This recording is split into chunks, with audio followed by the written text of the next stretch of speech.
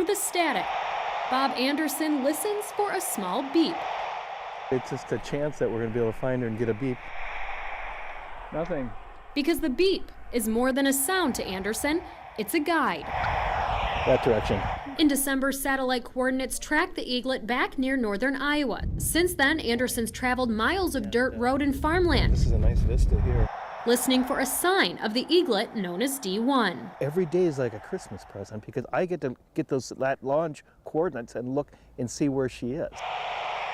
Well, she's been living in this area now for about the last week, and but it's possible she could be back in Decorah this morning too. And after about an hour of stop and go, got it. Hear it? It's weak. He just lights up when you hear that first beep. He just about leaves the ground. You hear that, Jim? We got her. Anderson cherishes these moments because for a time, he wasn't sure if he would track D1. We're going to find her. In fact, some people were really upset with me when I put the transmitter on. But I just knew that we were going to answer that too. I knew we were going to learn something, and boy, we were really surprised. Anderson thought the eaglet would stay near Iowa or Illinois. Instead, she flew thousands of miles. She spent time in northern Wisconsin and then headed to Minnesota, and eventually returned near her home. For her to go on this huge walkabout of, 1,000-mile trek and then return back to, this natal area, this region of the country, it's pretty fascinating. It really is. We knew going into our trip, this eagle likes to travel. To the right of that red barn, that there must be a road there. So we should have guessed just as soon as we got her signal. We've lost her. I mean, it was really frustrating for that to happen, but as you saw, there were a lot of birds soaring. We saw it, and she just drifted out of range. But Anderson and others say the real victory is watching eagles grow in their numbers. We see the eagles quite often, and it's just nice to see something come back. It's a conservation success story, and it's one that we should concentrate on because it just speaks well for making environmental corrections. Even though we didn't catch a glimpse of D1 on this journey, we know she's alive and well, somewhere in the skies. All birds of prey, the first year of life is the hardest, and so she's made it through the hard part of the winter, and I think she's going to be a survivor.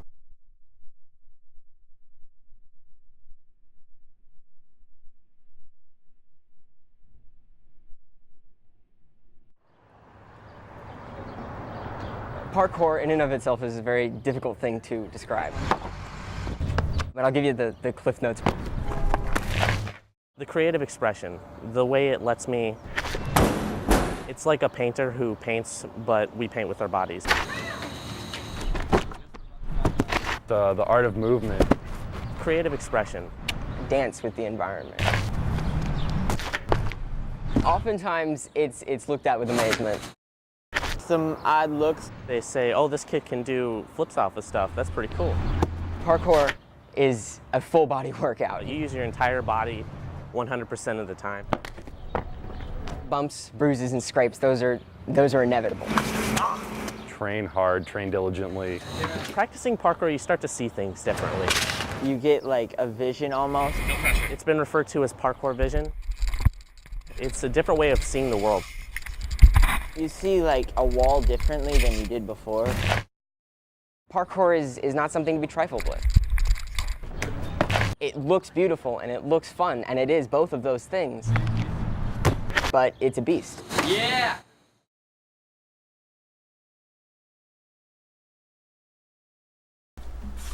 Jim Miller has climbed into this fire truck more times than he can remember. Power. He's fought more fires, responded to more emergencies than he can count. One week we had 14 fires in 8 days. Yeah, that's where somebody met the old man. Miller has served the Ely Volunteer Fire Department for more than 35 years. I told them they're either going to have to carry me out of here or throw me out. I wasn't going to leave on my own. Get down on my hands and knees and imagine somebody else would have to pick me up. True to his word, at age 79, Miller's gear still hangs in his locker at the fire station. I can still drive this tanker. I can haul water to them. Just assist them in any way they can. What'd you think of this fire truck, huh? Isn't it nice? Yeah.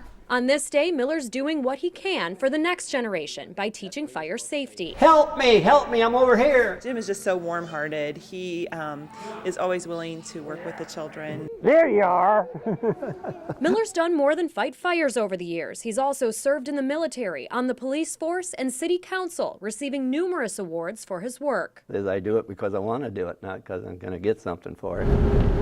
But Miller deserves the highest recognition. He lost his 3-week-old daughter in 1957 to acute pneumonia, only to face tragedy a second time several years later. I had a son, Andy, 16, and he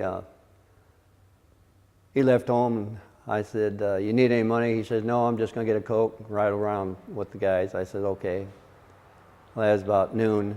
6 o'clock that night, I got a call on our pager, victim under vehicle. And I went out and found my son. Different guys say, how can you go to an accident now? I said, if I can help, it's more power to us that we can go out and help somebody else. Out you go. Oh, This generous attitude and warm smile is not lost on those around him. Being a chief of a volunteer department, you're seeing volunteerism going way down, and he's definitely a role model. Oh, I couldn't be a role model, no way at all. This firefighter is humble to the end. I always wanted to help somebody. Anything I can do to help, I'm ready to do it. But I don't know. It's just in my blood, I guess.